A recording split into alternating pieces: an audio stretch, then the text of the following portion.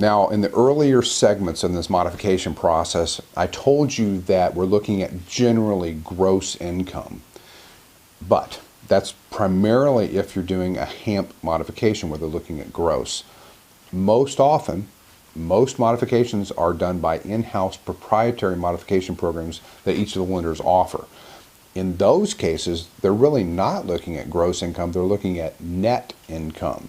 Now, why does that matter? Well, it may matter as to whether you're going to get qualified or not, and it also depends on what the percentage is that they're using for the net income. Sometimes I've seen it 28, 31, 35, 25, so it just depends. So we need to find out from your lender what percentage they're using for the net income if they're in fact using an in-house proprietary program. And that's something we're going to have to look at. We'll look at that in later segments. So this is kind of still more of an overview, but I want you to be aware of the types of income that they're looking at.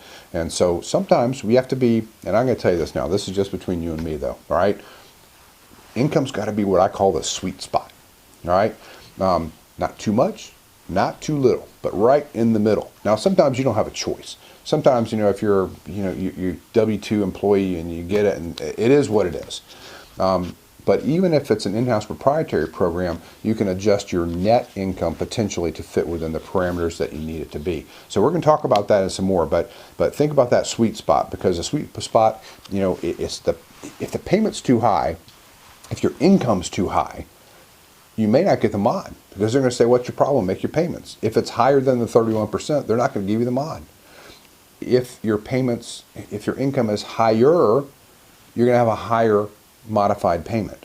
If your income's too low, they're going to say, look, you know what, even if we modify this, you're not going to get it done. So we'll talk more about the sweet spot later, but that's something to consider when we're looking at gross income and net income as well.